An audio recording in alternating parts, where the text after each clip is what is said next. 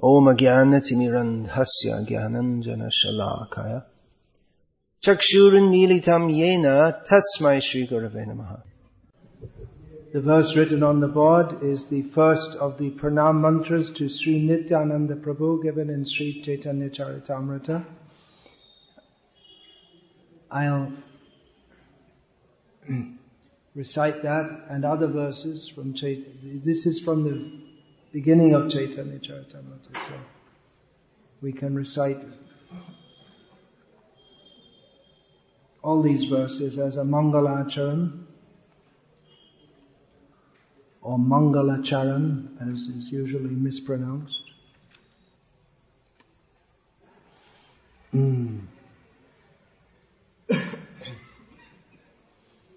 Vande Gurun Isha Bhaktan Isham Ishavatarakan Tat Prakashans to Tat Shakti Krishna Chaitanya Sangyakam. I offer my respectful obeisances unto the spiritual masters, the devotees of the Lord's incarnations, His plenary portions, His energies, and the primeval Lord Himself, Sri Krishna Chaitanya. Vande Sri Krishna Chaitanya Nityanando Sahodito Gaudodaye Pushpavanto Chitro Shando Tamonudo.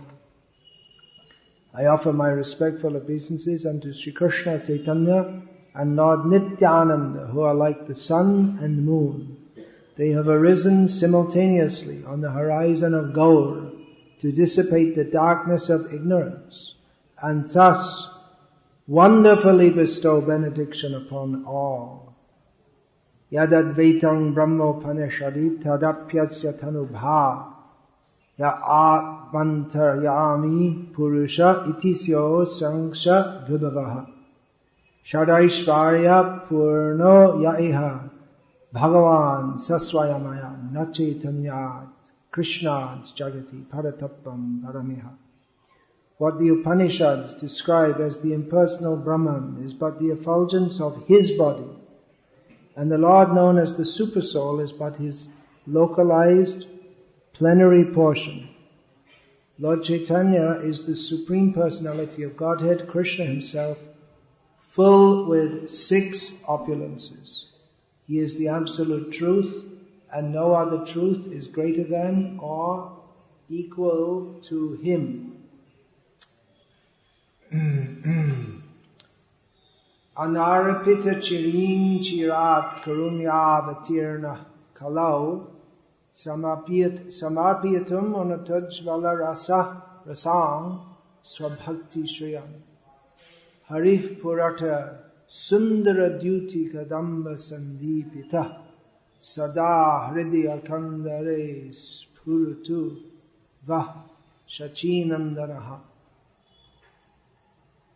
May the Supreme Lord, who is known as the Son of Srimati Sachi Devi, be transcendentally situated in the innermost chambers of your heart, resplendent with the radiance of molten gold. He has appeared in the age of Kali by His causeless mercy to bestow what no incarnation has ever offered before, the most sublime and radiant mellow of devotional service, the mellow of conjugal love.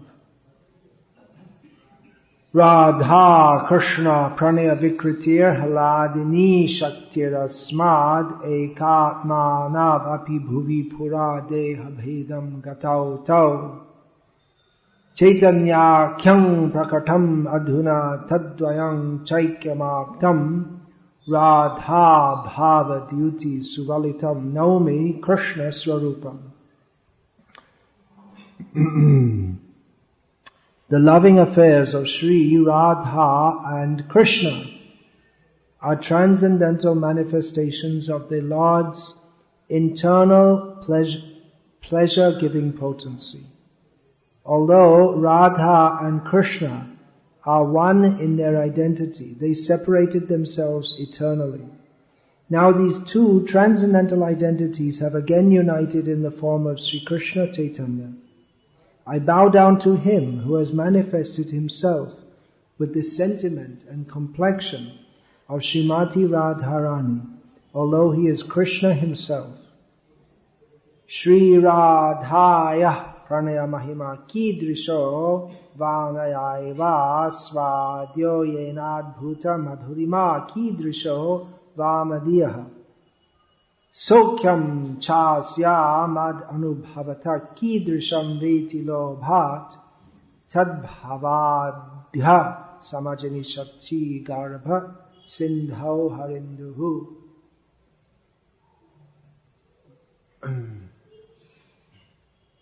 Desiring to understand the glory of Radharani's love, the wonderful qualities in him that she alone relishes through her love, and the happiness she feels when she realizes the sweetness of his love, the Supreme Lord Hari, richly endowed with her emotions, appeared from the womb of Srimati Shachi Devi, as the moon appeared from the ocean. This verse is actually cast in the form of questions. Krishna is asking, what is the greatness? What kind of love is that Radha has for me? Etc. So now beginning the Mangalacharan with the prayers at the lotus feet of Nityananda Prabhu. Sankarshana Karana Toya Shai Garbhoda Shai Cha Payobdhi Shai Sheshas Cha Yasyang Sakala Sa Nityananda Kyarama Sharanam Mamastu. May Sri Nityananda Ram be the object of my constant remembrance. Sankarshana, Shesha Naga and the Vishnus who lie on the Karana ocean, Garbha ocean and ocean of milk are his plenary portions and the portions of his plenary portions. Mayatite Vyapi Vaikuntaloke Purnaishvarye Shri Chaturvyuha Madhye Rupam Yasyod Bhati Sankarshanakyam Tang Shri Nityananda Ramang Prapadye. I surrender unto the lotus feet of Sri Nityananda Rama, who is known as Sankarshan, in the midst of the Chaturvyuha, consisting of Vasudeva, Sankarshan, Pradyumna and Aniruddha. He possesses full opulences and resides in Vaikuntha Loka, far beyond the material creation. Maya Bharata Janda Sanghasrayanga Shete Sakshat Karanam Bodhi Madhye Yasyaikangsha Sri Puman Adi Devas Tang Sri Nityananda Ramang Prapadye. I offer my full obeisances unto the feet of Sri Nityananda Rama, whose partial representation called Karanodakashai Vishnu, lying on the Karana ocean, is the original Purusha, the master of the illusory energy and the shelter of all the universes. Yasyang Shang Shas Srila Garbhodashai Yannabhyabjang Loka Sanghatanalam Loka Srashtu Sutika Dhamadhatus Tang Sri Nityananda Ramang Prapadye. I offer my full obeisances unto the feet of Sri Nityananda Rama, a partial part of whom is Garbhodakashai Vishnu. From the navel of Garbhodakashai Vishnu sprouts the lotus, that is the birthplace of Brahma, the engineer of the universe. The stem of that lotus is the resting place of the multitude of planets. Yasyang Shang Shang Sah Paratma Khilanang Pushta Vishnur Bhati Dugdhabdhi Shai Kshoni Bharata Yat Kala Sopyanantas Tang Sri Nityananda Ramang Prapadye. I offer my respectful obeisances unto the feet of Sri Nityananda Rama, whose secondary part is the Vishnu lying in the ocean of milk. That Kshirodakashai Vishnu is the super soul of all living entities and the maintainer of all the universes. Sheshanaga is his further sub-part.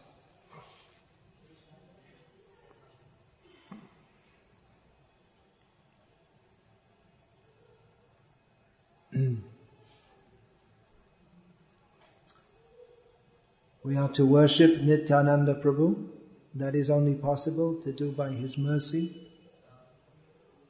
Just as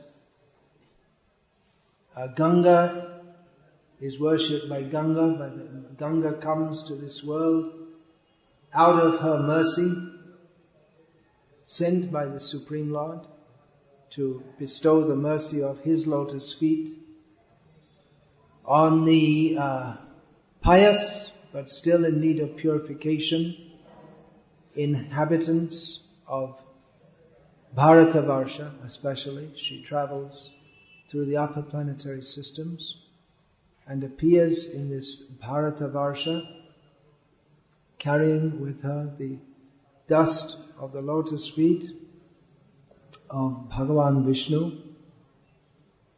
So she comes by her mercy and she is worshipped by herself. By offering Ganga to Ganga, she is worshipped. So whatever we have to say about Nityananda Prabhu is only by his mercy.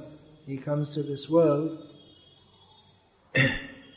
which by its nature is Asat, Achit and Nirananda.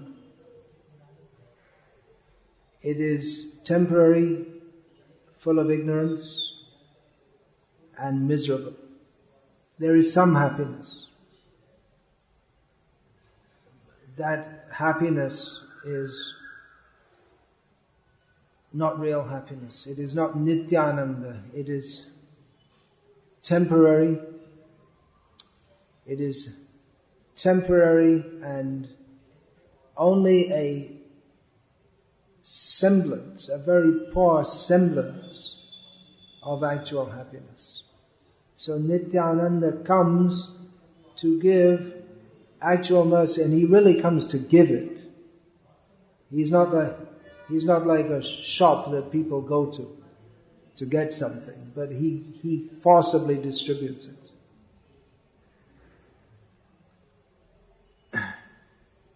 He is in this sense, he is the archetypal preacher of Krishna consciousness in the line of Chaitanya Mahaprabhu.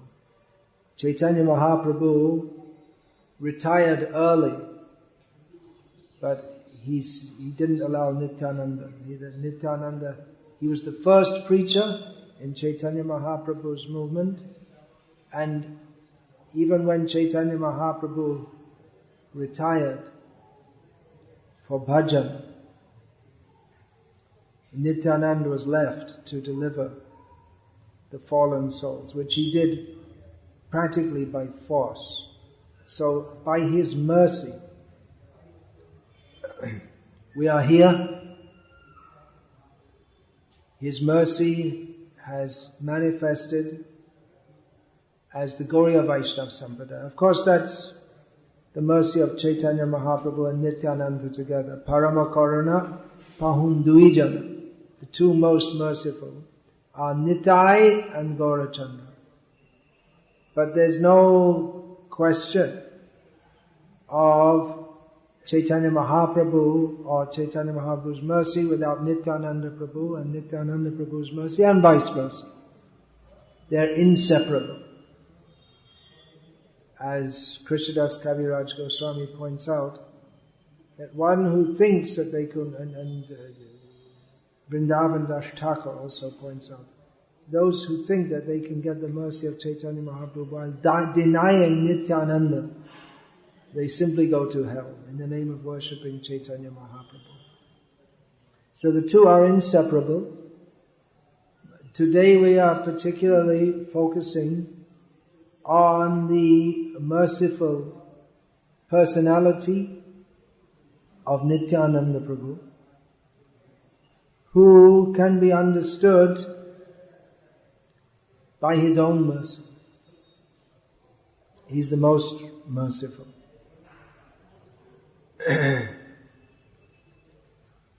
What is that mercy? Well, that we just sung, the ultimate result of Nityananda Prabhu's mercy. Nitaya karuna hobe braje radha krishna pabe.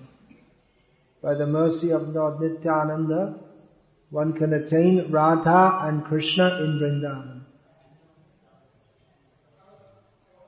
It's a long way. It's a long way to Vrindavan. Though it's maybe physically we may think we're separated from Vrindavan by about 800 kilometers or something like that.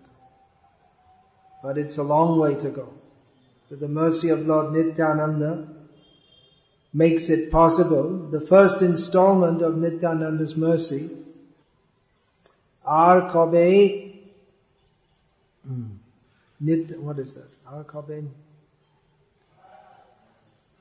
Nityananda, Samsara Bharshanama,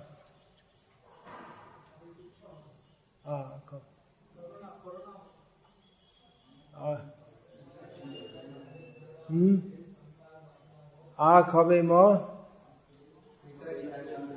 Kobe Nitai Chanda, Karuna Hoibe, Samsara Bharshanamo, Kobe Tucha Hobe. Ar Kobe Nitai Chanda, Karuna Hoibe, Samsara Bharshanamo, Kobe Tucha Hobe. Yeah, the first installment is that we can know that Nityananda's mercy that will be manifest when the material desires, which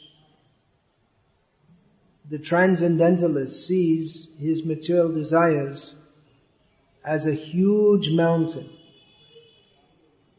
standing in between us and Krishna. Very difficult to cross mountain. But by the mercy of Lord Nityananda, those material desires, which are so strong, daladiva niyojitaha, they as if forcibly engage us in sinful activity, sinful desires, lusty desires. And by the mercy, Ar Kobe Nitai Chande Karuna Hoibe Samsara Bhasanamo Kobe Tucha Hobe. Narottam Das is asking, when those desires, by the mercy of Lord Nityananda, that is possible, they will seem as insignificant. No more material desires. So that is possible by His mercy. We can pray today that Nityananda Prabhu manifest Himself. We're speaking of Nityananda Prabhu, we're chanting His names. So we pray that He may be pleased to manifest Himself. He's always present. How much more is He present in the temple here, where He is presiding with Chaitanya Mahaprabhu. But we don't feel His presence. We don't think of Nityananda. Therefore, the result is ahankare mattohaya nitai pada pasaraya asaptere satta karimani. The result of forgetting the lotus feet of Lord Nityananda is that we're in Maya. We're all in, well, I can speak for myself. We're in Maya. Because we're insane with thinking about myself, me, my, I, me and mine, aham mameti. We don't think of Nityananda Prabhu. And therefore we take that which is unreal to be real. So we pray that at least today, that Nityananda Prabhu manifests in our hearts. Kirtan. We performed Kirtan just now for a little more than an hour. So Nityananda Prabhu, he is there in the Kirtan. He manifests in Kirtan. He manifests as he is the Kirtan. If we become absorbed in Hare Krishna, Krishna Krishna, Hare Hare, Hare Rama, Rama Rama, Hare Hare, in that Kirtan, then the result should be actual Kirtan as described in Chaitanya Charitamrita, is that we forget everything else. We don't know anymore that I have this problem and that problem and I'm doing this and I'm doing that. We're absorbed in the Kirtan. There's only Hare Krishna, Krishna Krishna, Hare Hare, Hare Rama, Rama Rama, Hare Hare. There's nothing else. This is Chaitanya Mahaprabhu's Kirtan. We'll find in Chaitanya Charitamrita the description that Chaitanya Mahaprabhu would perform Kirtan and then he'd perform Kirtan. He'd go on with Kirtan. And they'd do Kirtan. And Kirtan, it starts in the Brahma Muhurta, and by midday, it'd still be going on, because in the spiritual existence there is no time, and there's nothing else to do. What else is there to do? There's nothing. When you forget your body, your mind, I have this to do, that to do, there's only Hari Kirtan. And then there's nothing else to do. And it just goes, there's no reason to stop, there's no even thought to stop. That is Chaitanya Mahaprabhu's Kirtan. So this is the mercy of Lord Nityananda Prabhu that we are praying for. Incidentally, in that Kirtan, that one particular Kirtan that's described in Chaitanya Charitamrita, which was going on still at midday. They started in Brahma Muhurta. That means they'd been going on for maybe 7 hours, like that. What we would call 7 hours. So it was Nityananda Prabhu was deputed to wind down the Kirtan, so that Chaitanya Mahaprabhu was going on in his ecstasy, but no one had performed their morning duties. It was time for their midday duties. No one had eaten, no one had bathed, no one had drunk anything. So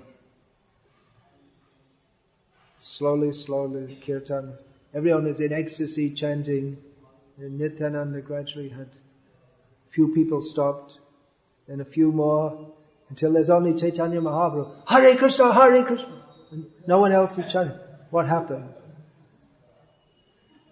And then Sri Rupa Damodar told him, turn off this light. He didn't tell him turn off the light. I'm saying to turn off the light. Sri Rupa Damodar told him, actually, you see, it's midday now and we have to take prasadam. And then Chaitanya Mahaprabhu disappointed. Now, all right. So this should be the result of, not the result. There's no result there either. Why are we in that Kirtan? Why are we doing Kirtan? For what purpose? There's no purpose. There's no result that one is waiting for.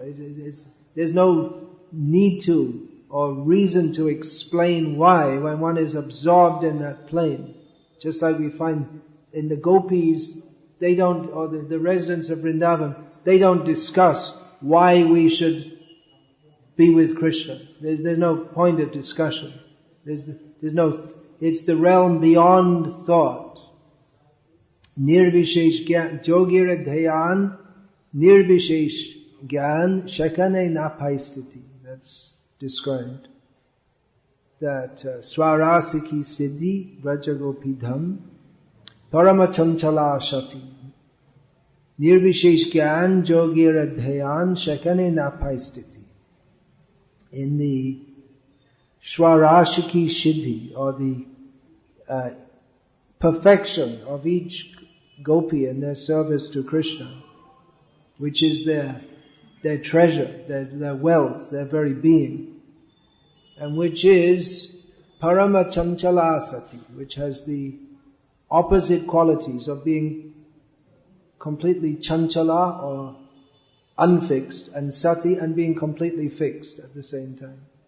So, in the yogi's meditation, and the nirvishesh jnanis, the neti, those who think it is not this, it is not that, they have no place there.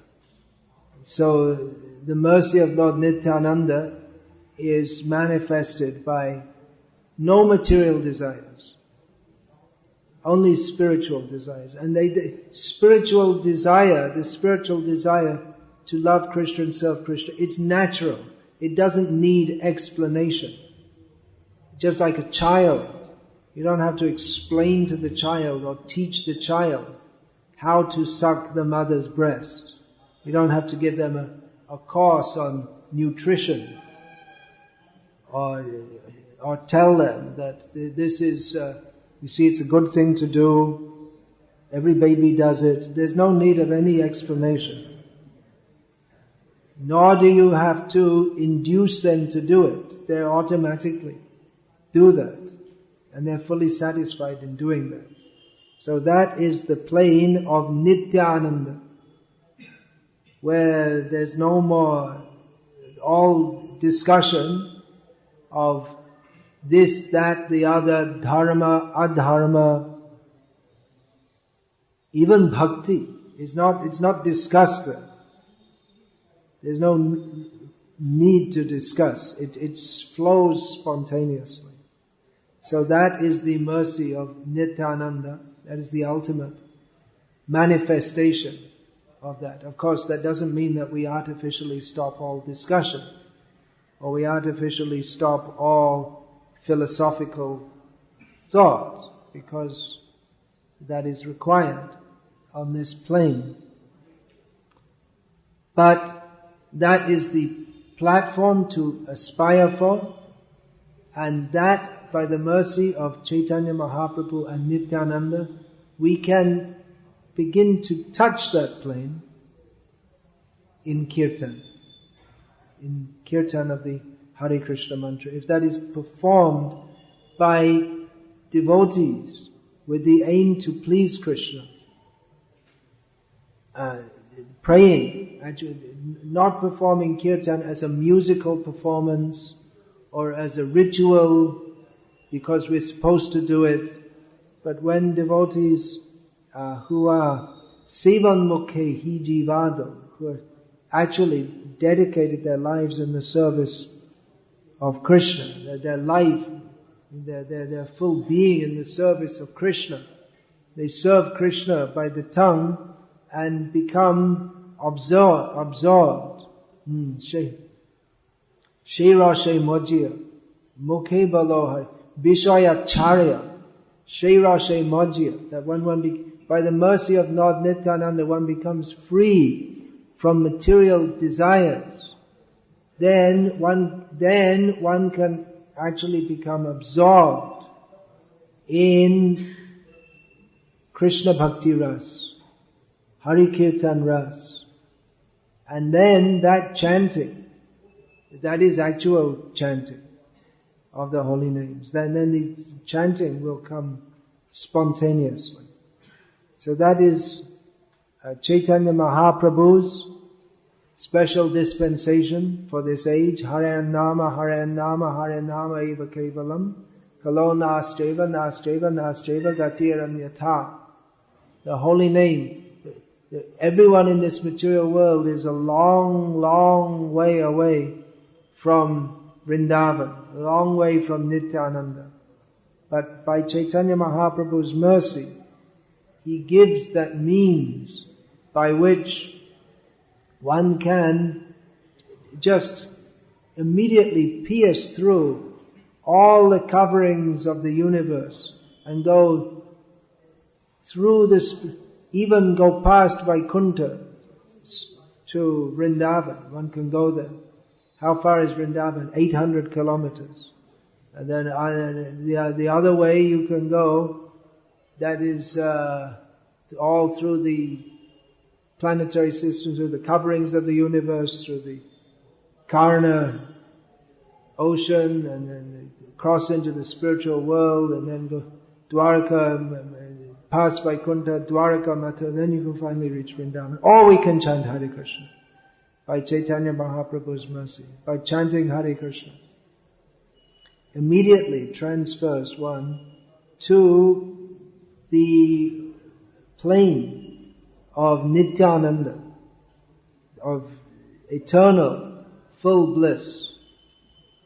That is possible if we're actually chanting Hare Krishna. That is possible by Nityananda Prabhu's mercy, that we can enter into that plane simply by chanting the holy names of Krishna. Hare Krishna, Krishna Krishna, Hare Hare, Hare Rama, Rama Rama, Hare Hare. Prabhu kahi kahilam, e maha mantra, iha japagiya shabe kariye nibandha, iha hoite sharva siddhi hoibe shaba, sharva khan kahanam vidhi nahiya. Chaitanya Mahaprabhu said, I've told you, this mantra, this is the Maha Mantra. Everyone should chant this, following the rules and regulations of devotional service. Everyone should chant. Everyone. From this, everyone will attain complete and full perfection. So everyone should chant constantly.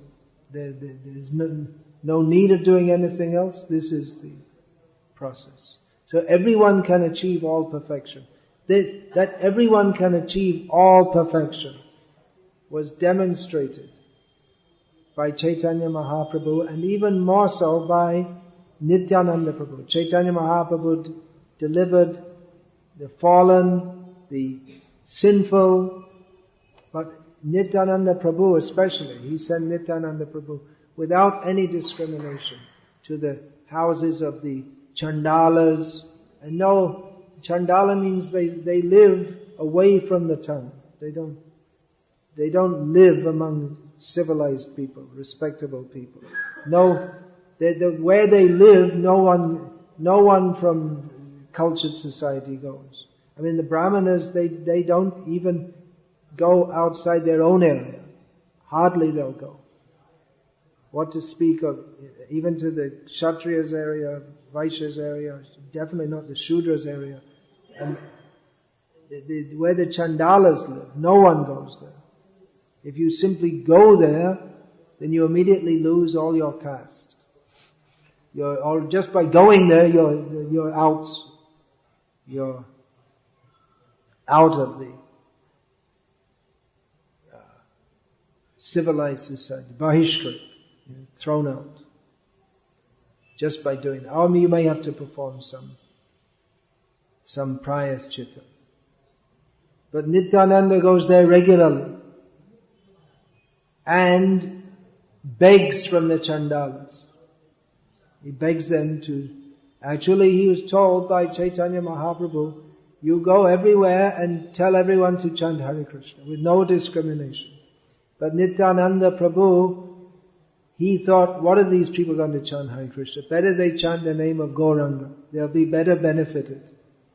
So, that famous verse is there. Bhaja Gauranga, Kaha Gauranga, Laha Gaurangera Namare, Jajan Gauranga Bhaje, Shaimora Prayanore.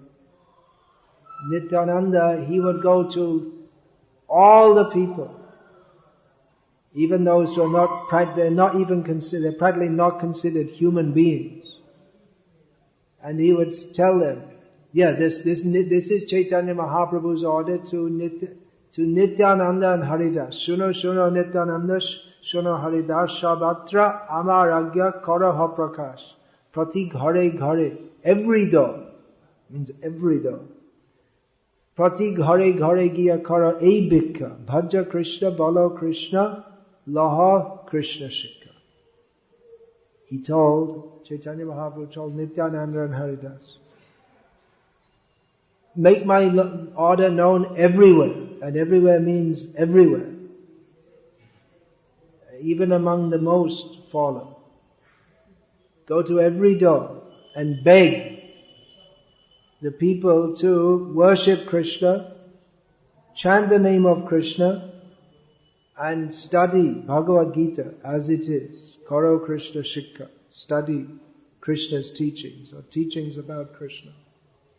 But Nityananda, in his typical style, modified that. Because he's completely attached to Chaitanya Mahaprabhu, and he doesn't take orders from anyone, even from Chaitanya Mahaprabhu. Chaitanya Mahaprabhu told him, you have to preach in Bengal. See, all the devotees from Bengal are coming here and staying with me 4 months every year during the Chaturmas. Don't come. You stay. You have to preach. And Nityananda, he didn't care. He would come anyway. He had a direct order from Chaitanya Mahaprabhu, and he directly ignored it. So, he was ordered by Chaitanya Mahaprabhu. He didn't ignore the order to preach, but he thought, well, I'll preach okay, but Chaitanya Mahaprabhu, I'm not going to be away from him all the year. So, of course, Chaitanya Mahaprabhu was with Nityananda whenever he danced, and he danced a lot. So, Nityananda would see Chaitanya Mahaprabhu with him, dancing. Others wouldn't see. Those who were fortunate, they would see. Not many would see. So the order was there, Chaitanya Mahaprabhu's order, to chant the name of Krishna, worship Krishna. But Nityananda, he thought, these people, they're useless. What are they going to do? How are they going to chant Krishna? So he thought that let them just chant the name of Gauranga. That's all. That's good for them. All the chanting Hare Krishna, that's way, way, way above. Just let them chant the name of Gauranga. Now he's come. Sheito Esheche. Raja Hate Nadi Ai Sheito Esheche. He's come from Vrindavan to Nadia, Radha Bhava Kantilaya, with the feelings and complexion of Radharani. So why will they chant the name of Krishna? Krishna's here as Gauranga. So the most merciful, Mahavadanya Avatar. So why should they chant the name? Let them chant the name of Gauranga. So this was Nityananda Prabhu's begging, door to door.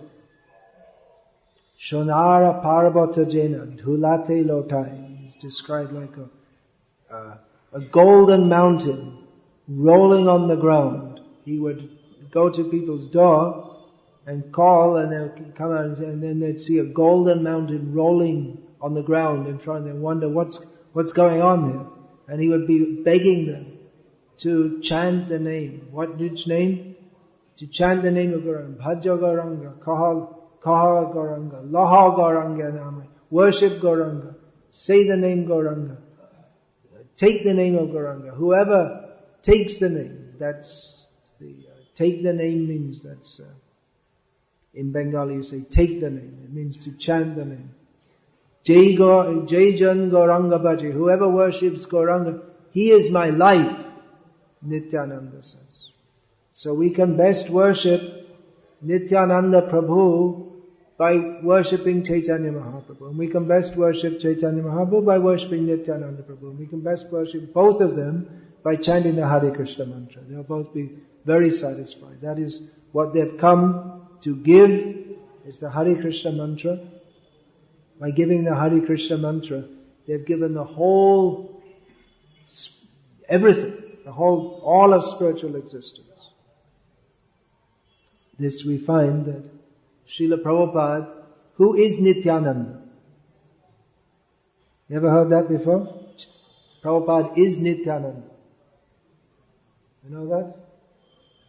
Well, Prabhupada wrote in one letter about his own, he said, my Guru Maharaj, who is Lord Nityananda. So, Prabhupada's Lord Nityananda. He is.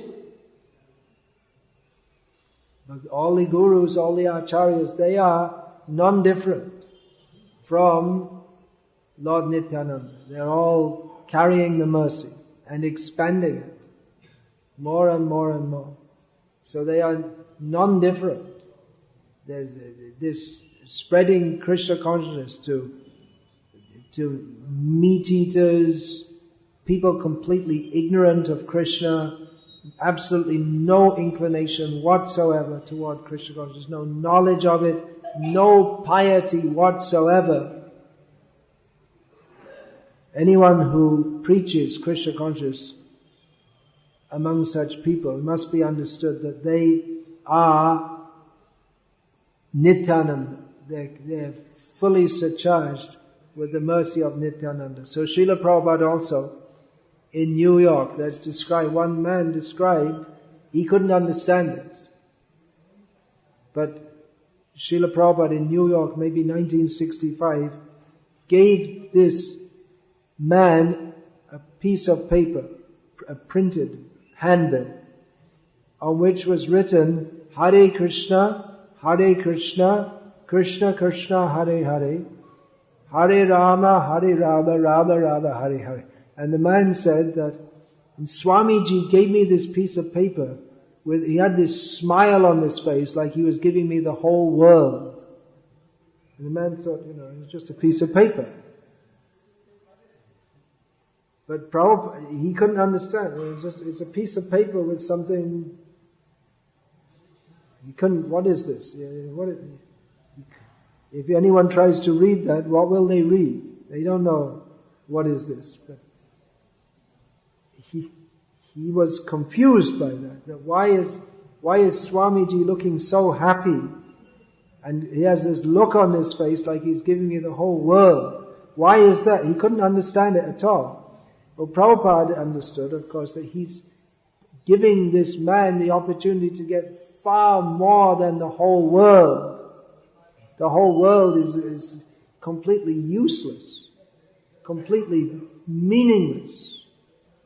Achaitanya midang vishvam. It's without Chaitanya Mahaprabhu, this whole world is devoid of consciousness and completely meaningless and useless. So even if you get the whole world, people, they become excited if they win a lottery, if they get 1 lakh. Or they're so much concerned about their 10 paisa or 10 crores or whatever it may be. But even if you get the whole world, it's all completely meaningless. That we find in the story of Sanatana Goswami and the touchstone. The most valuable thing. And what is that? It's in the garbage pile. And what's the most valuable thing? Hare Krishna, Krishna Krishna, Hare Hare. Hare Rama, Rama Rama, Hare. Chaitanya Mahaprabhu and Nityananda, they came to give this and to get it. They were giving it and they were getting it. They were relishing more and more the nectar of Sankirtan. They came as devotees. Rajendra Nandan Jai Shachi Shuta Hoilo Shai Balarama Hoilo Nitai. They come. They are God. They are Bhagavan. They are worshipable. But they come. Just like we in this Mangalacharan, we read that they come Kidrisham. What is that? Krishna, what is that? Just see how happy Radha is. Appreciate what is her glory. Krishna is surprised. He can't understand it. He wants. She's got something that I don't have. It's not fair. There should be gender equality. The women have more than the men. It's not fair. She got more than me. So, Krishna, has to come as Chaitanya Mahaprabhu to find out. He becomes greedy. Kidisham veti lobhat, out of greed, to understand what is the bliss that Radha is relishing. He comes. And Balaram comes with him. Balaram is always serving. He is the Adi Guru, the first Guru. He teaches by his example how to serve Krishna. Balaram serves Krishna in every way possible. He always goes with Krishna. When Rama came, then Lakshman was always with him. And Krishna is there, and Balaram is always there. The expansions, Krishna's shoes, his bed, his clothing, his Brahmin thread, his parasol, everything about Krishna, everything, all his personal paraphernalia, and the whole spiritual world is all manifested by Balaram to serve Krishna. So he's the best Guru, because he shows by his example everything about him is fully surcharged with service to Krishna.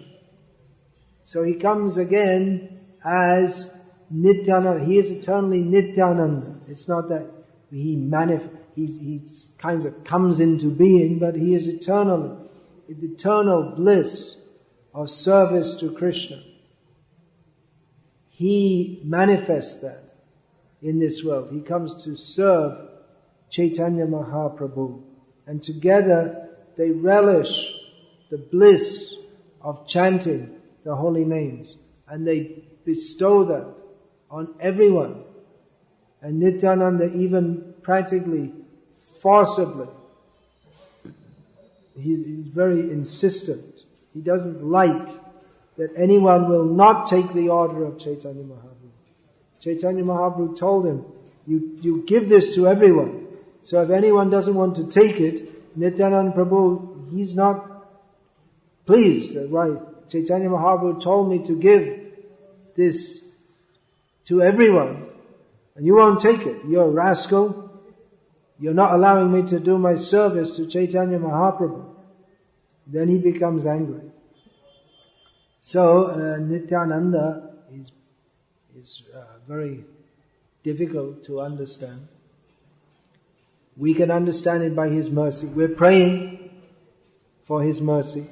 We're praying that he be present among us, that he's been manifest by his mercy. Understanding means not by the brain. There's no gene or neuron by which we can understand Nityananda.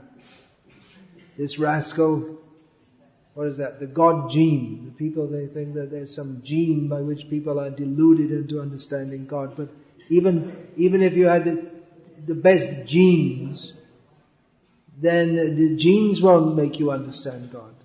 I'm not talking about pants and jeans. I'm talking about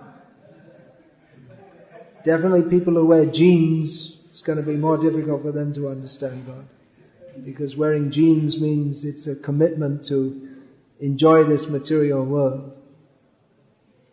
But I'm talking about Genes genes, not Jeans genes. So Nityananda Prabhu, understanding him again, it's all by his mercy. We're praying for his mercy to understand him. But he's the most difficult. Who can understand Nityananda? Again and again we find in Chaitanya Charitamrita that Krishnadas Kaviraj Goswami, although he begins Chaitanya Charitamrita, the first 7 chapters, 6 chapters, are dedicated to explaining Gaura Tattva, Nityananda Tattva, Advaita tattva, these three in particular. Who are these personalities? Chaitanya Mahaprabhu. Who is Nityananda Prabhu? Who is Advaita Acharya? Chaitanya Mahaprabhu is Krishna. Nityananda Prabhu is Balaram, who expands himself as the Purusha avatars. That he is the Purusha avatar. His expansions are the Purusha avatars. That is explained at some length to give some idea of his greatness. He's not some Bengali who became worshipped as God. Some Bengali Brahmin who became Vishvamba Mishra became known as Chaitanya Mahaprabhu. It's not like that. He is always the Supreme Personality of Godhead, not just some historical Bengali. Nothing like that. So, Nityananda Prabhu and Advaita Prabhu, he is Mahavishnu. So all this is described by Krishnadas Kaviraj in Chaitanya Charitamrita in some detail.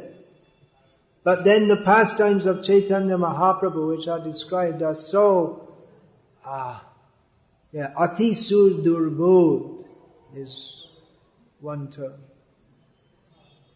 that Krishnadas Kaviraj Goswami uses. Durbodh means already difficult to understand. Sudurbodh means more difficult. And Ati Sur Durbodh means durba or not, even not possible to understand. But even if you think it might be possible to understand, then there's Sudurbodh, and then there's Ati Surdurbodh. It's way, way beyond the platform of genes. It's way beyond the platform of neural interaction. There's no brain by which we can understand. So again and again, Krishnadas Kaviraj Goswami says, just hear this with faith. Don't bring any arguments. Just forget it. You want to give some argument? Well, we don't believe this actually happened. We don't believe that Chaitanya Mahaprabhu is God. I doubt all this. Krishnadas Kaviraj Goswami again and again says, just don't even think like that. Just listen with faith, and you will get all the mercy of Chaitanya Mahaprabhu and Nityananda. So, it's not that there's blind faith in Chaitanya Mahaprabhu, but it is, definitely faith is required, and there's so much shastric basis for that.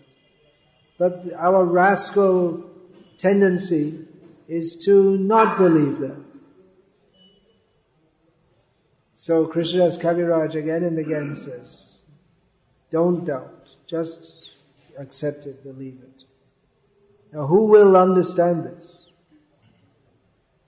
And most people, they have no interest. If we speak to them, if we go out on the street and tell them that Nityananda, he is Karadakshay Vishnu, Garbhadakshay Vishnu, Shiradakshay Vishnu. He is the source of the three Vishnus, who are the regulators of the mundane universes.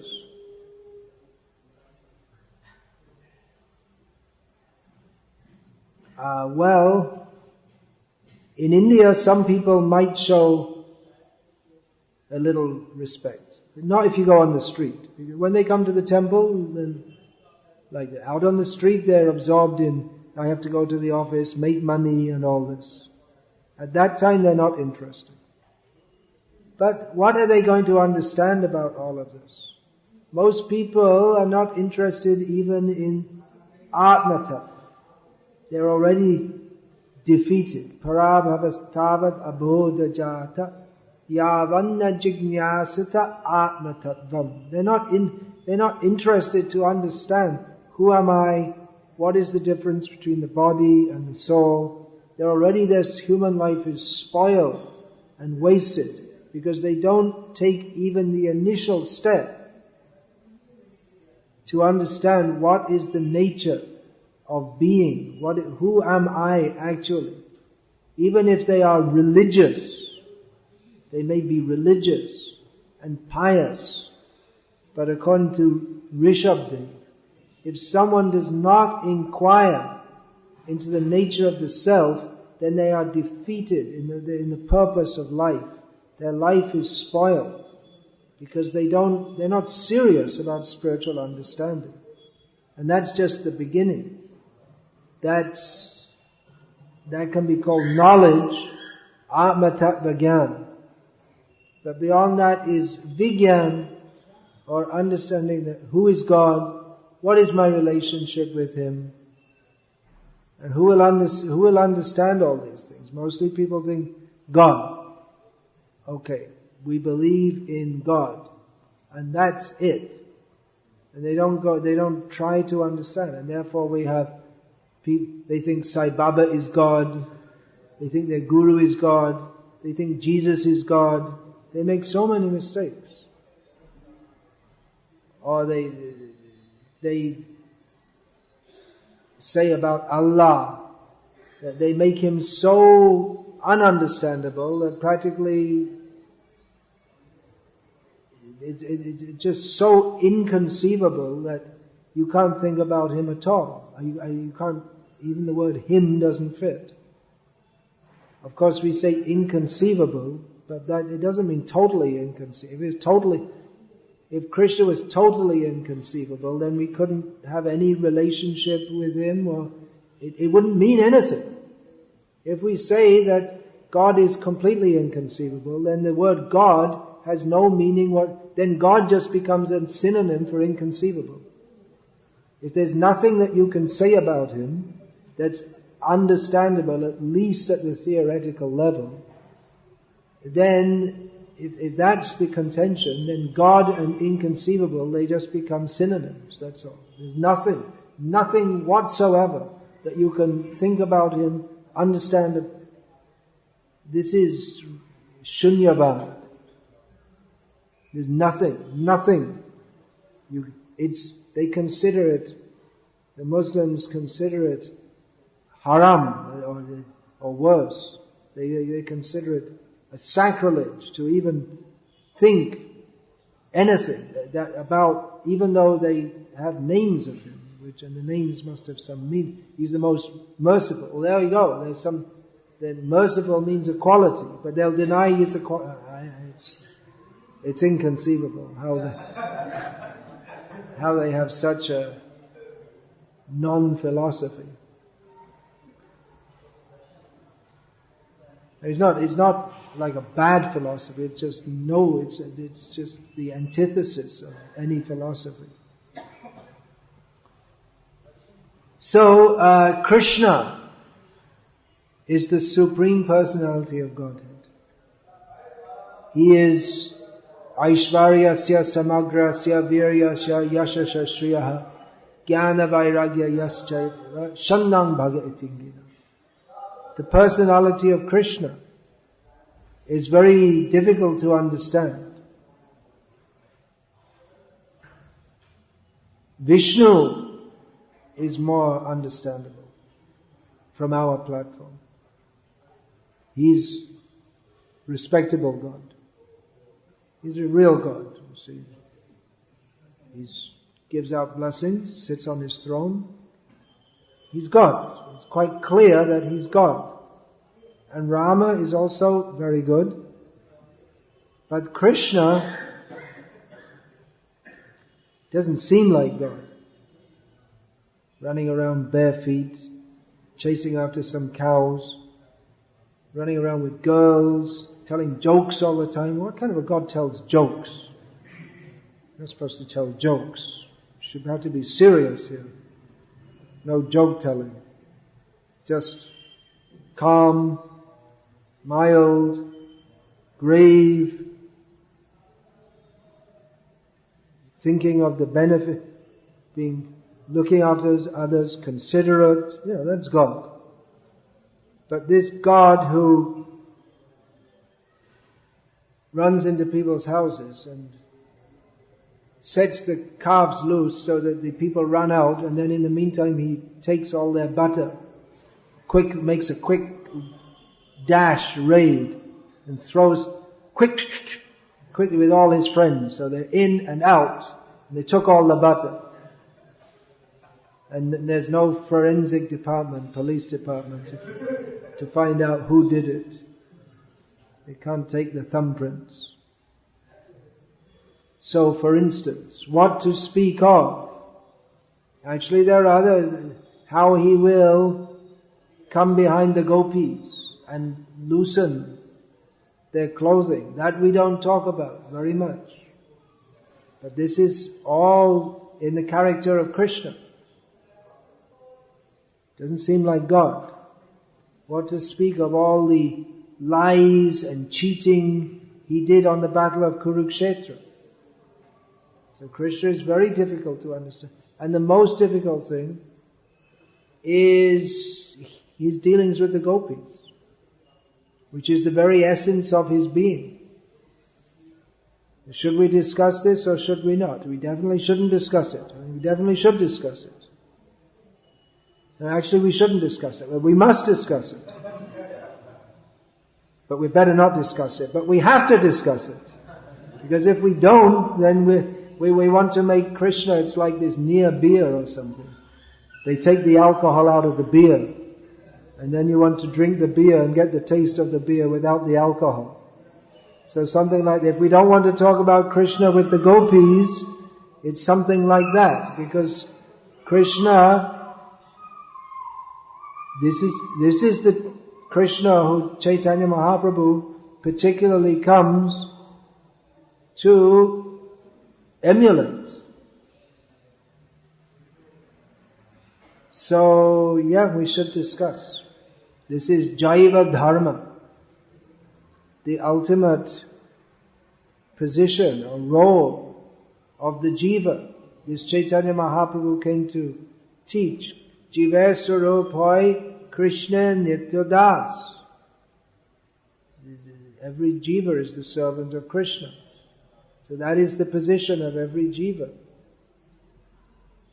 And the more the service is inclined, the more one's jivatva, or one's livingness, or one's being as a living being is, the more one is a jiva.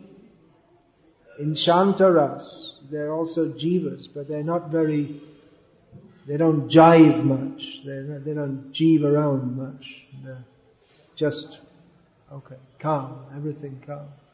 Everything nice. Krishna is nice. Then they go up to Dasyaras, Sakyaras, Vatsalyaras, and in Shringararas or Madhuraras. Then things get really lively. The jiva becomes so much filled with Shakti, which is the symptom of the jiva. They're known as Shakti tattva. So the full extent of the jiva is realized, or the jivas who Krishna reciprocates with everyone, but he's particularly himself fascinated by the gopis' dealings with him, especially Radha. So this Chaitanya Mahaprabhu came to teach this. Bhaktivinoda Thakur made his book, Jaiva Dharma. At the end of that book is the description of Krishna's intimate pastimes with the gopis and how to enter that. One of Bhaktisiddhanta Saraswati Thakur's disciples, after the passing of Bhaktisiddhanta Saraswati, he printed Jaiva Dharma of Bhaktivinoda Thakur, leaving out that last section. And in his introduction, he said, in accord with the mood and teachings of our Guru, Bhaktisiddhanta Saraswati Thakur, we have not included this section. So that's understandable. But on the other hand, without that, the Jaiva Dharma of Chaitanya Mahaprabhu, of Bhakti Vinod, of every jiva, it's not fully the Jaiva Dharma. So this is Krishna. Very difficult to understand. So difficult to understand that we shouldn't discuss it. When I say understand, I'm not talking about some academic understanding. You can get your PhD writing on it. You take that PhD certificate because you're a malecha and you do such things. You need toilet paper. You use that for toilet paper. Wash it down the toilet. That is good use of your PhD certificate, as you have such filthy habits of trying to make Krishna the object of your academic study and passing stool and then wiping the stool on your backside with paper. It's similar proclivities. So you can use that certificate for wiping your backside. It'll be a very good use of your PhD certificate. So when we say understand Krishna, that does not mean the understanding of the professor in the university. As Srila Prabhupada wrote, one should get a PhD from Ramananda Rai. This is the understanding we're talking about. So that understanding of Krishna and the gopis, it is particularly that which Chaitanya Mahaprabhu came to distribute, as we just read. Anarpita chiring chirat karunyavatirno kalau samapiyatam unatajvala rasa swabhakti shriyam. That which was not offered in the world before, that very topmost resplendent Krishna, Bhakti to Krishna.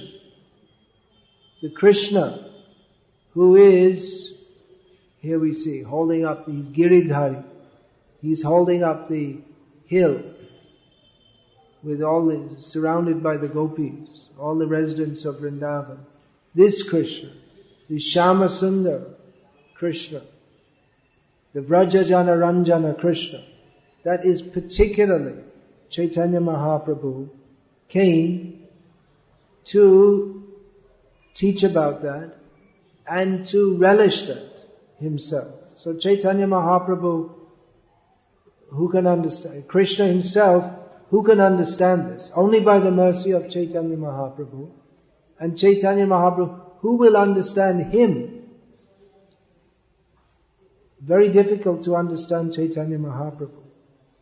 Generally we think that Chaitanya Mahaprabhu's pastimes, we can relate to them, or we can understand them more than Krishna's pastimes, which they seem, Krishna's pastimes, so many demons, with changeable form, like one demon with a python form, another as a big horse, another as a bull, another as a whirlwind. So we may think that, well, Chaitanya Mahaprabhu's pastimes, they seem easier to understand, but Jagannath Das Babaji Maharaj said that Krishna's pastimes, maybe we can understand them a little, but Chaitanya Mahaprabhu's pastimes, they're really most difficult to enter into.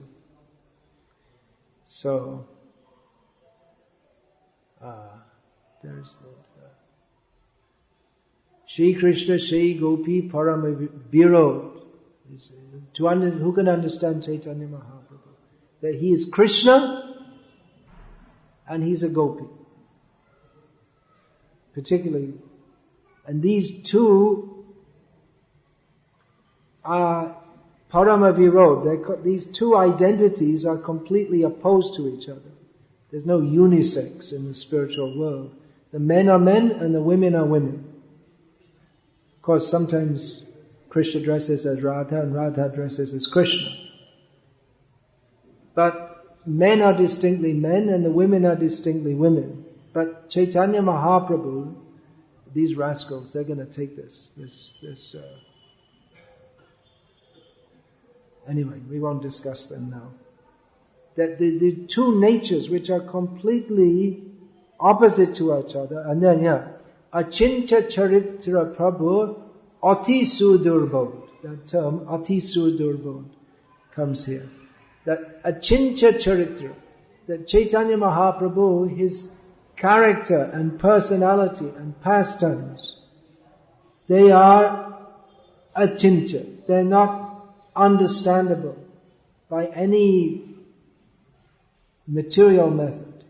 Ati Sudurbodh, far, far beyond the range of understanding by any material means. Achintya Charitra Prabhu, Ati Sudurbodh. Because that Krishna himself is so many great Vaishnavas, they cannot understand Krishna. Great Vaishnavas. And they think that Krishna, his identity, his intrinsic identity is as an avatar of Vishnu. They don't know Krishna. They think he's an avatar of Vishnu. There's Matsya, Kurma, Varaha, Narasimha, and then Krishna. It's one of the avatars. But they don't know that Vishnu himself is an expansion of Krishna. Non-different. He's an expansion of Krishna. And he himself, Vishnu, he's also appreciating the beauty and pastimes of Krishna. They don't know that Krishna's flute is not just some kind of appendage that he has, not just something he just happens to have, but that is a characteristic of Krishna that sets the whole world ablaze with praying, with love of Krishna. They don't know this. They have no idea that those who think that Krishna is an expansion of Vishnu, what is the Krishna praying? They have no idea of that. It's a very formal worship of Krishna, of Vishnu. That is glorious also. We don't discount that. But comparatively speaking, in the realm of comparative transcendence, then Krishna, he is much more relishable, playful, lovable, beautiful in every respect. Krishna is the Supreme Personality of Godhead fully. He is Purna Purushottam. Purna Taram. Fully, fullest. So, Krishna, most difficult to understand because his pastimes, playful Krishna, that is what makes him Purna Purushottam. Not his lording over the world, but his playfulness, his Leela Purushottam. So he's very difficult to understand. And then who will understand Radha? Even there are some devotees who worship Krishna in Vrindavan, but they worship Bal Gopal. They also know Radha is there, they're not against Radha, but they're not entered the mysteries of that. That especially I'm saying the Vallabh Sampradaya. They worship Krishna in Vrindavan, but as a young boy. Or even Nimbak Sampradaya, they know Radha Krishna, but they don't know what Chaitanya Mahaprabhu specifically came to show that Viraha Bhava. So these are all this is all Ati Sudurbodh. Far, far beyond the plane of noetic gain, or noetic attainment, or intellectual attainment.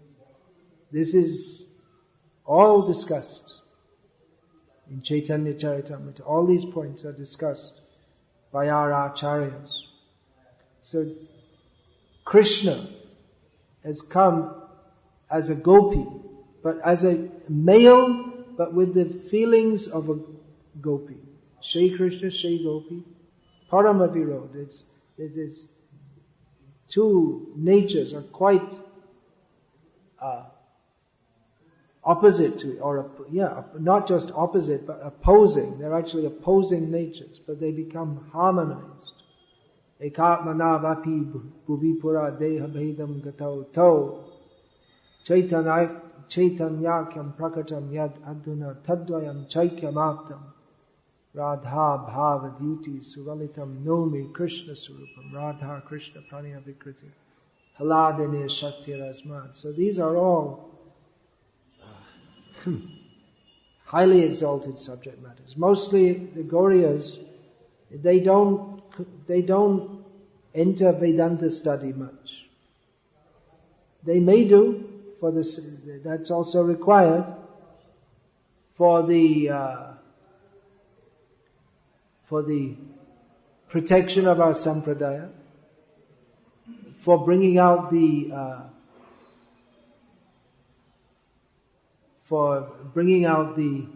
glory of our sampradaya. And certainly all the Vedanta is glorifying Krishna in Vrindavan. But directly so, Srimad Bhagavatam.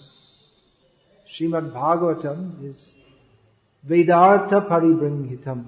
All the meanings of the Vedas are fully manifest in Srimad Bhagavatam. So the Bhagavatam subtly points towards this Radha Krishna Praniya Vikriti. These the difficult recondite points of Vedanta study. They are that same nature of reconditeness or difficulty to understand. The Gauriyas, they put their attention into this difficult to understand subject matter at a highly relishable level. That how Radha and Krishna are one tattva, one reality, one being. But they eternally exist as two. And again they come together as one. In this inconceivable person, Chaitanya Mahaprabhu. Now, I've been speaking about Chaitanya Mahaprabhu. We're supposed to be talking about Nityananda Prabhu. Well, then we come to the next point. That Atma Tattva, most people have no interest, or even if they have interest in what is Atma Tattva, they think the soul. Yeah, God created me, I'm a soul, and within me is a soul. Inside me is a soul. They think, I am this body and I have a soul. So most people, they don't understand Atma Tattva. What to speak of Paramatma Tattva. What to speak of Bhagavat Tattva, the nature of Vishnu, the Supreme Personality of Godhead. What to speak of Krishna Tattva. And then Gaura Tattva. And then everyone's lost. Who's going to understand it? Who could understand this? Swarup Damodar and Rupa Goswami. Two people. That's all. Chaitanya Mahaprabhu, Swarup Damodar and Rupa Goswami. And Madhavendra Puri before him also. So, but what's the fun of being God unless you have friends? This nasty old man sitting on a cloud. Well, what's the fun of being God? It better be Satan. He has more fun, right? He has more friends. Satan has lots of friends. And God is just some nasty old man pronouncing curses. But Gaur, he wants to do Sankirtan. Who's he going to do Sankirtan with? Only Rupa Goswami and Swarup Damodar can understand. So Nityananda Tattva is more difficult to understand because he's so wild. I mean, Chaitanya Mahaprabhu, he's wild but controllable. But Nityananda, he's wild and completely unpredictable and uncontrollable. We see Krishna and Balaram, Ram and Lakshman. Among them, between Ram and Lakshman, Ram is pretty cool-headed. Lakshman, he's not cool-headed. He's pretty hot-headed. Ram has to cool him down all the time. So like that, Krishna and Balaram, same Balaram. He gets pretty angry, pretty quickly. All lucky are those who become the objects of anger, for Lord Balaram's anger. His expansion is Sankarshan, who expands as Lord Shiva, especially the aspect of Lord Shiva who destroys the universe. Sankarshan, Anantashesh, he gets so angry, all these rascals, they're not Krishna conscious, he burns up the whole universe. This is Balaram. So Nityananda tattva, he fully demonstrates that the Supreme Personality of Godhead, he is not constrained by any rules. Krishna does that. He's not under any rules. Chaitanya Mahaprabhu, he took sannyas. What a joke. God takes sannyas. People think that he took sannyas. But he's always the Supreme Personality of God. It's his lila. He shows that. Otherwise, he's not a sannyasi. He is not within this material consideration. No such consideration. But he strictly follows the rules of sannyas. Just to teach others so that others will not be misled. That in the name of sannyas, they will not be misled. So Chaitanya Mahaprabhu is very strict in his practice of sannyas.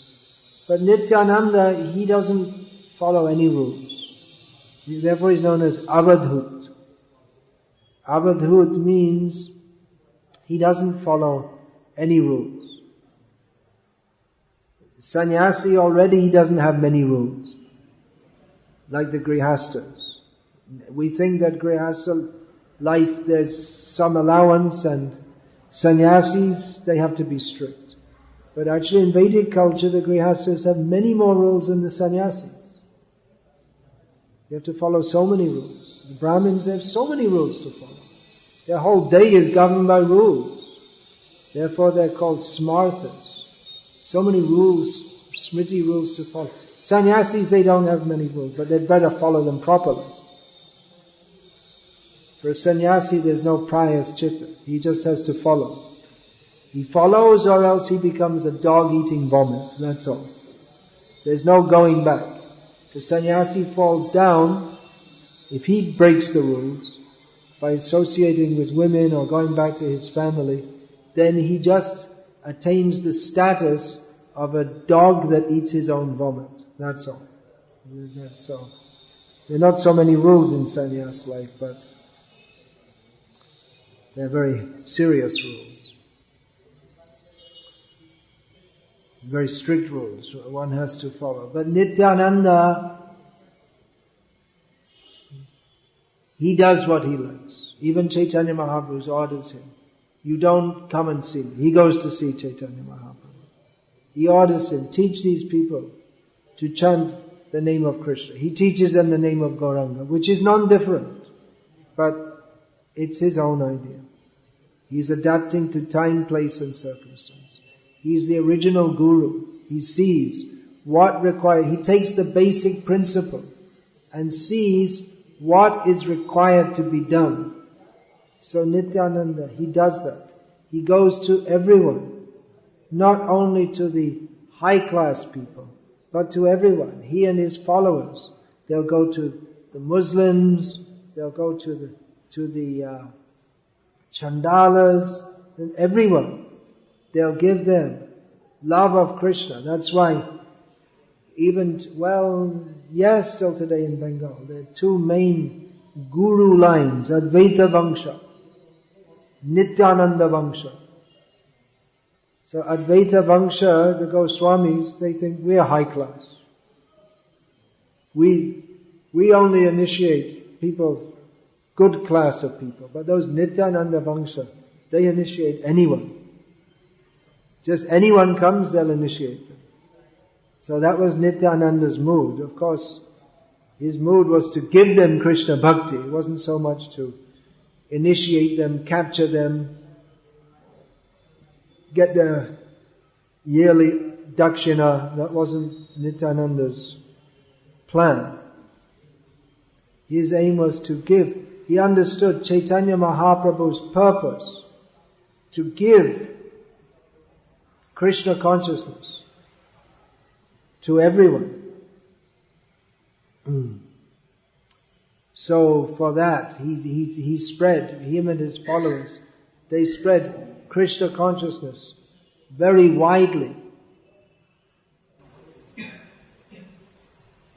And there are so many things to say, but now I think now is a good point to sing this.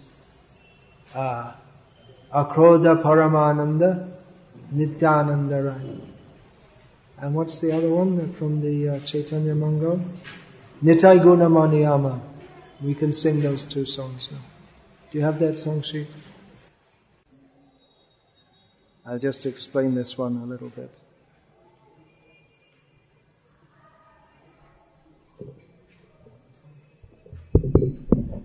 Hare Krishna. Akrodha Paramananda Nityananda Rai Abhimana Shunya Nitai Nagare Belai. Akrodha. This word is used to describe Nityananda Prabhu. Here referred to as Nityananda Rai. Rai means like Raja, king. But it's well known that Nityananda often gets angry.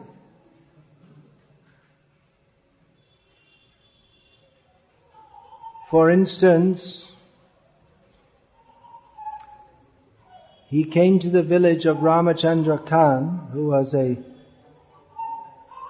fully dedicated, fully fixed up offender of Vaishnavas. He was like his life's profession. He very seriously offended Haridas Thakur. So when Nityananda came with his group, on the order of Chaitanya Mahaprabhu, he was traveling with a group throughout Bengal, preaching Krishna consciousness. He came to the village of Ramachandra Khan, who didn't come personally to receive him, which is in itself an offense. But he sent a servant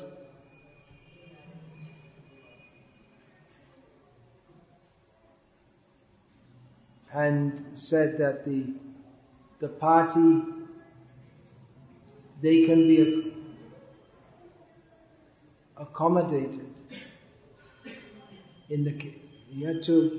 he's the head of the village, so he has to, any sadhus that come, it's his duty to accommodate them. So he said, we'll put them in the cowshed. He didn't receive them properly. So Nityananda, he didn't stay in that village. He became angry and said that this place is fit. There's this kind of attitude. It's fit for visiting by cow killers. Atmaghati. Janiya Shuniya She Ata Ghati Hoy. One who kills himself is a very sinful person. So a killer of cows is also very sinful. So Nityananda in anger left that place. No, he left that place, and then Ramachandra Khan, he ordered that the place where Nityananda had stayed, he'd sat down in the Durga Mandapa. This Ramachandra Khan was a Shakta. He would worship Durga by killing animals. So Ramachandra Khan said that this Nityananda came So now you have to purify the whole place by putting cow dung. He was such an offensive personality. The Shaktas in Bengal are traditionally very offensive towards the Vaishnavas. Everything about them is offensive. They think that Vishnu comes from Durga. She is the supreme personality of Deviness. It's Mahabhagavati. Anyway, Nityananda, he became angry and he left that place, and then Ramchandra made more of an offense. So after some days, the Muslim representative of the government came and accused Ramchandra Khan of corruption. It wasn't only nowadays that corruption was common in India. It was common then also. In fact, one of the associates of Chaitanya Mahaprabhu, Gopinath Patnaik, he was also corrupt, stealing the government's money. So he came and he, charging Ramchandra Khan with corruption, he killed a cow, which is extremely inauspicious. And then he did pillaging, and the whole village became empty.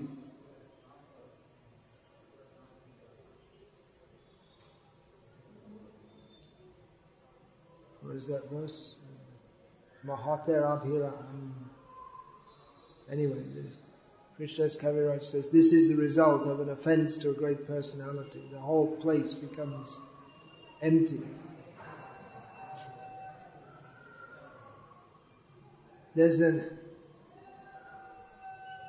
Because he was a great offender, Ramachandra Khan, he got the anger of Lord Nityananda. Another incident of Lord Nityananda's anger, when he was coming with the party from Bengal that was managed by Shivananda Singh. So it was common that when you had to cross rivers, and to cross the river there was toll collection booths, as are now common on the roads in India.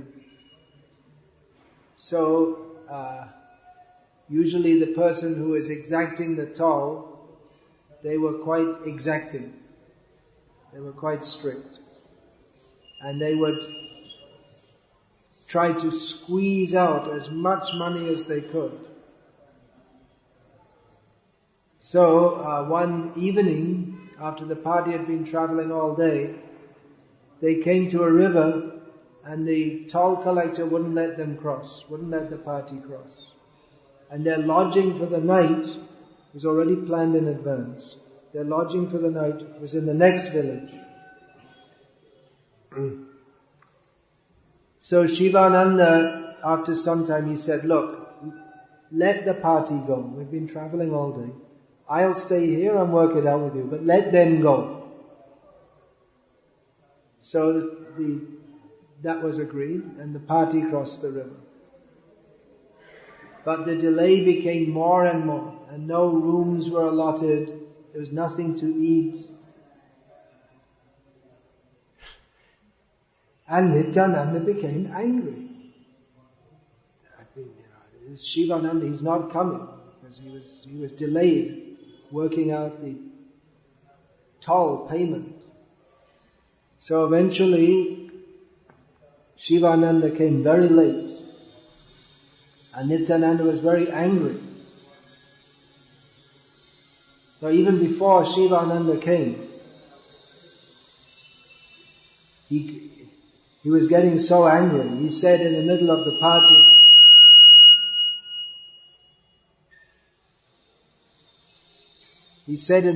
party, of all the devotees, that this Shivananda is not coming. Let him die. He became so angry. And then Shivananda's wife became very upset and started crying. oh, he cursed my husband to die.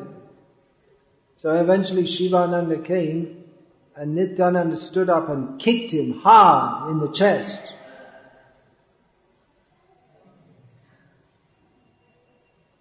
At which the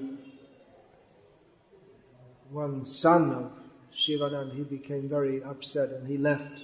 So this Nityananda, he's misbehaving with my uncle, actually. So he left the party. He was upset at Nityananda's misbehavior. Shivananda calmed Nityananda down and said, today I'm so lucky, I got your mercy. You see, to get the Lord Nityananda's feet on your body, and you didn't even beg, Nityananda gave voluntarily. So he said, today you have accepted me as your servant. Without even asking, you gave me the dust of your lotus feet.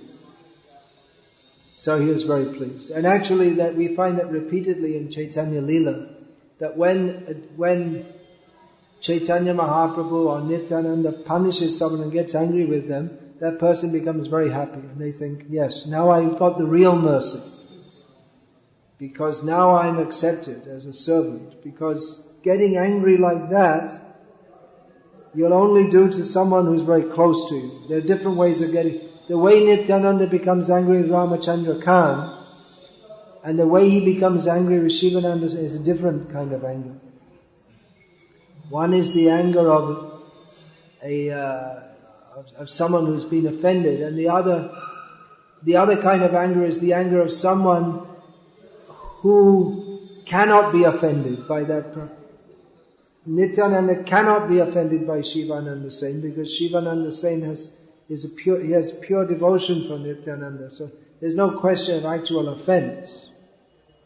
So it's the anger of like a parent toward a child. Or in this case, it's actually like a child toward a parent. Because Nityananda had accepted the role that you are supposed to look after me, and you're not doing it.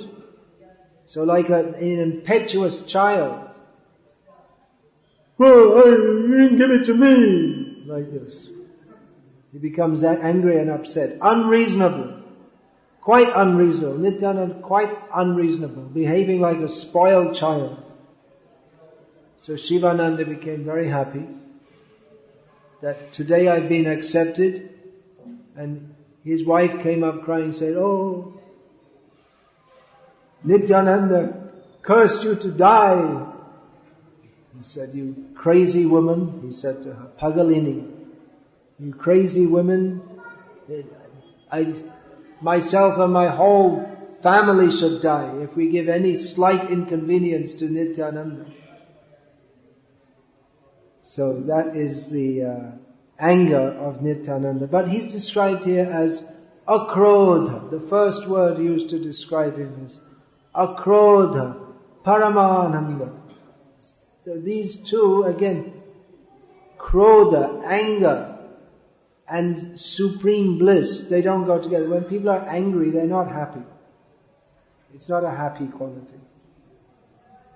So we can understand that Nityananda's apparent krodha or anger, it's actually it's not krodha in the sense of Trividham narakasyedam dvaram nashanam atmanaha kamas krodhas tatha lobhas tasmat etat trayantya jet. There are three gates to hell: lust, greed and anger. Therefore these three should be given up. But none of the devotees are asking Nityananda to give up his anger. Now don't get angry. They don't ask. That anger is another feature of his transcendental bliss. So he's described as akrodha. It's maybe a word which if we hear it, in relation with Nityananda, we'll become surprised. Why do you call it akrodha?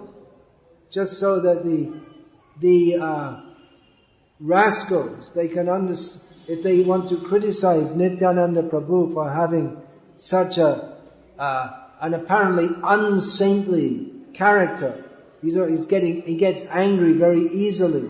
That they should understand that Nityananda Prabhu's anger, that is not like the anger of a materialistic person who becomes angry when his sense desires are not fulfilled.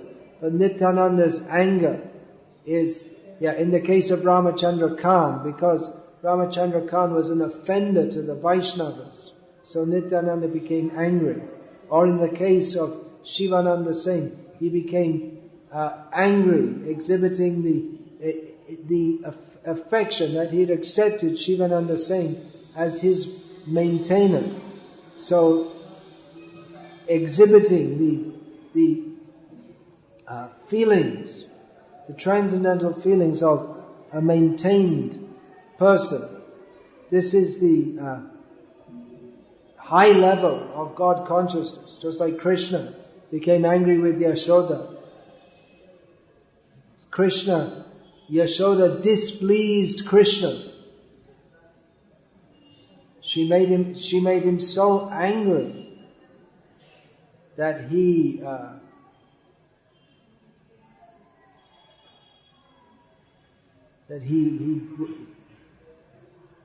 broke the yogurt pot.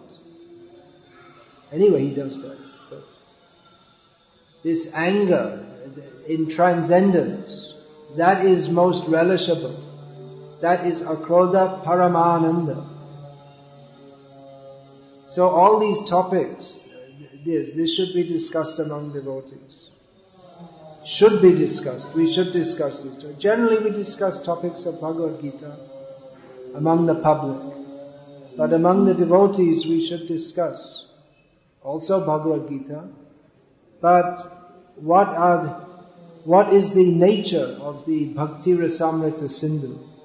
The ocean of nectar derived from the mellows of devotion. That should be discussed. So, Akrodha Paramananda, Nityananda Rai, Abhimana Shunya Nitai Nagare. Nagare. It's, again, Abhimana Shunya. He appears, Balaram, Lakshman, Nityananda, they appear to be quite egoistic people, if we judge from the external platform. But this by calling him Abhimana Shunya, that is exhorting us to don't see from the external platform. Lakshman, he'd get angry. No doubt, he'd get angry. But that was all in the service of Rama. Balaram, he would get angry. That was all in the service of Krishna. That may be difficult to understand also sometimes.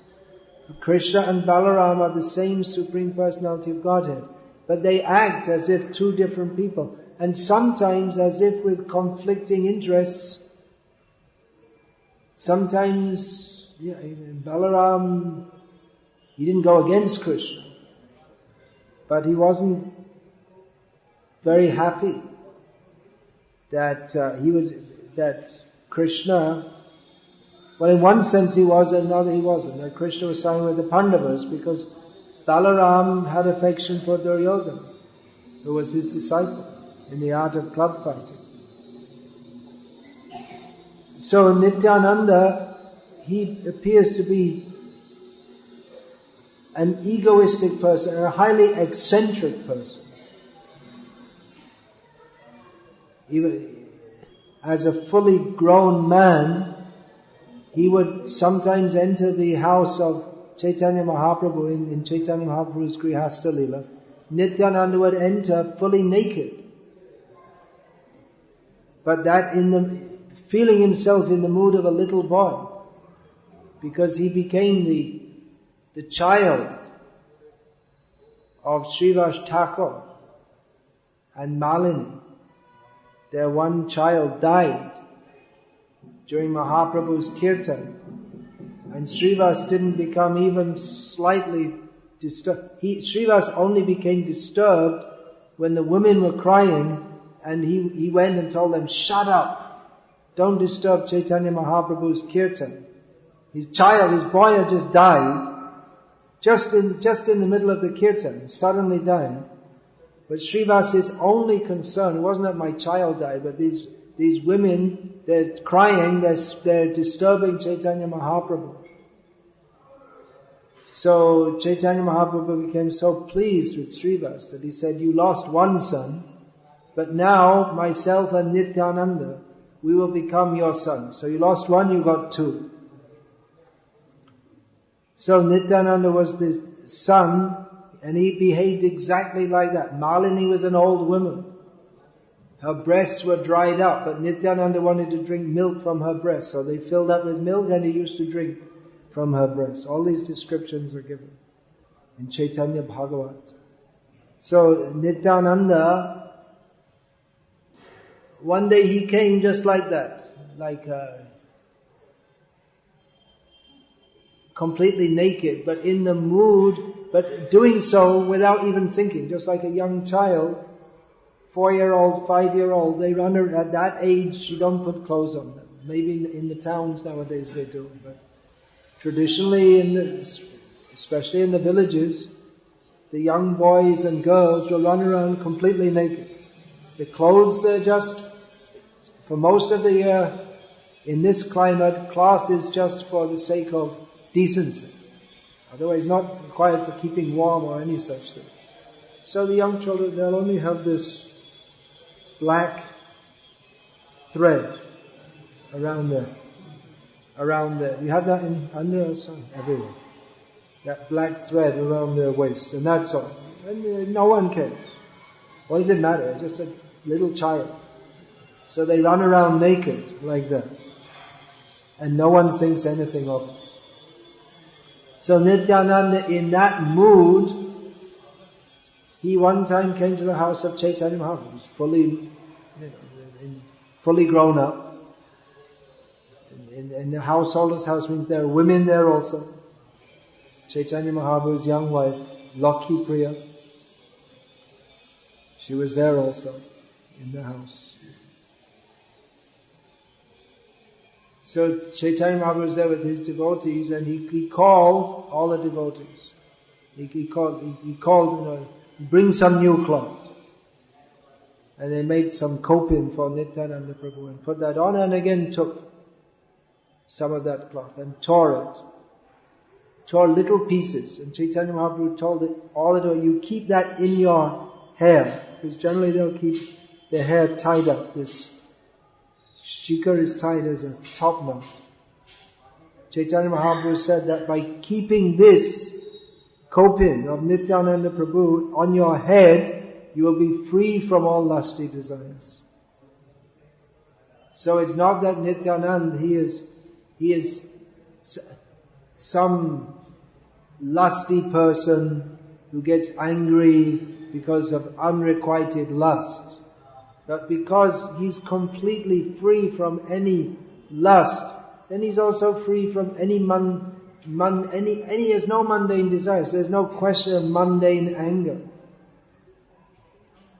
There's no question of mundane anything. His behavior is completely beyond any rules and regulations of this world. He shows that in his behavior. He doesn't have to follow any rules. He doesn't follow any rules. He does whatever he likes. He would also, in the mood of a young boy, even though he's a fully grown man, he would perform pranks like a naughty little boy. He would let loose the calves so they drink all the milk. He would, in the field, he would go and milk all the cows. He would walk up to girls. Just Chaitanya Mahaprabhu, even in his Grihastha Leela, he was very circumspect with women. He would never talk to them.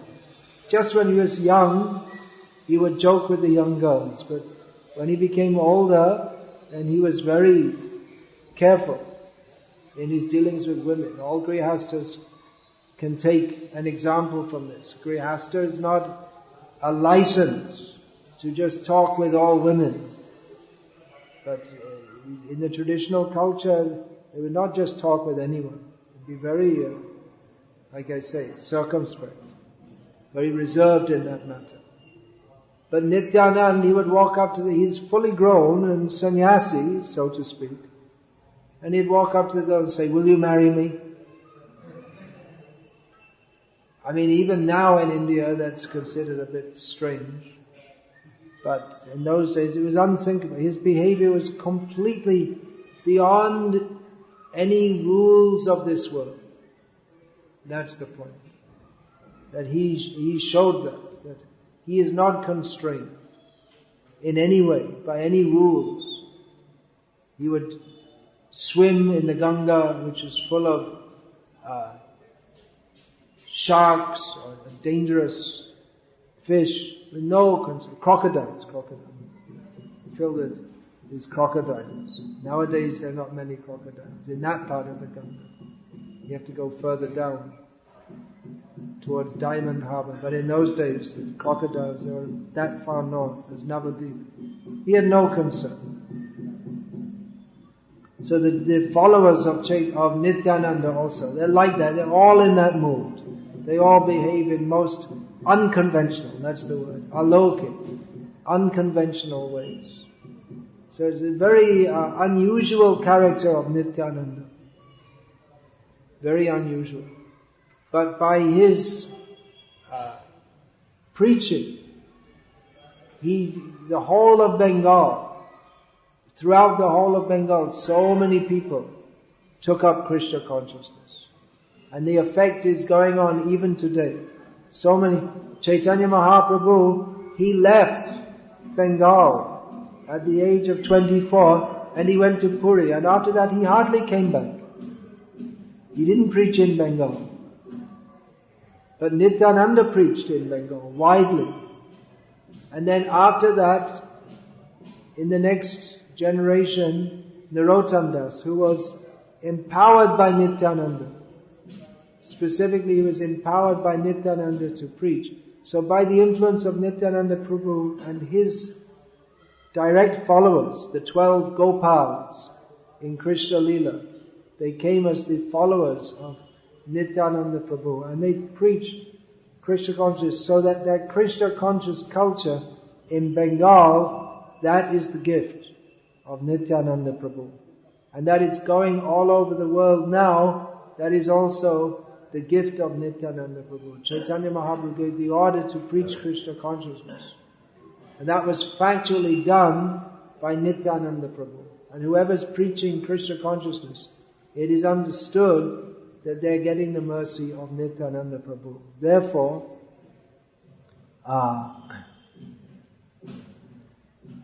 Lochan bole shei papi.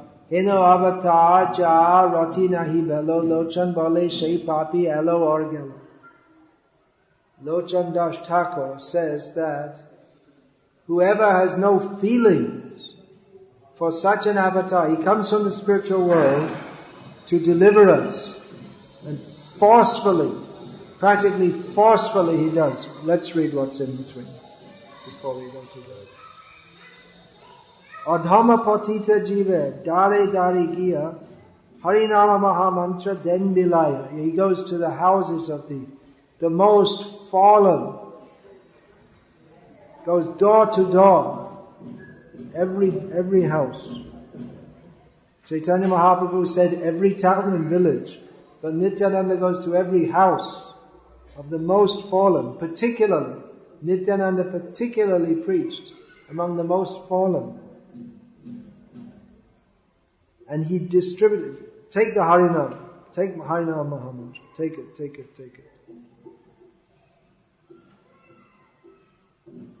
Jare deke tare kohe, dante trina dhare.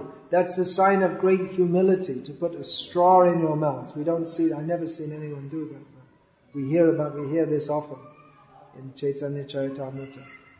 So whoever he meets, he puts with a straw in his teeth, showing great humility.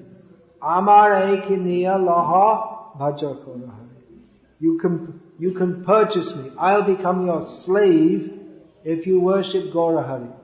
So he would say this to the most fallen people.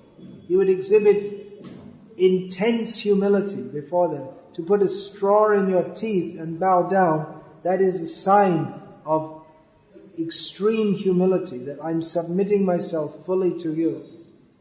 So with this intense humility to people who no one treats them with any humility, because they're the lowest. And even among themselves, they don't treat each other so nicely, maybe. There's no humility. But they never experienced it. No one will ever behave with these people in such a manner.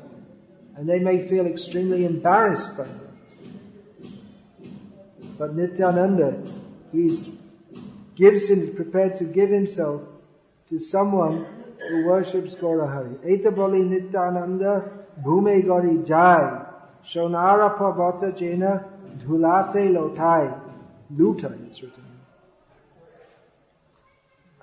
So saying this, Nityananda, in bliss, rolls on the ground, looking like a golden mountain, rolling around in the dust. So, Heno avatar arja rati nahi bhalo, najon milo. So such an avatar, Heno avatare ja rati najon milo. To such an avatar, all the avatars come, they come down to pick others up. But Nityananda, he doesn't come to pick, he puts them on his shoulders and carries them back to God. Pushes them. He doesn't come and say, here, look, here's Bhagavad Gita, would you like to follow it? He practically pushes people. Go back to Godhead. He obliges them. If you come to someone's house like that with such humility, then they become obliged to do what you want of them. So he's practically forcefully sending them back to Godhead. So Lochan says that to anyone, can we find out why this is happening? Why did that happen? Why is it happening from time to time? Do you know why that happens? Do we have to move the speaker box? What should be done so we don't get this sound? No idea. It's just current fluctuation. Is that Adi Bhautik Klesh or Adi Daivik Klesh?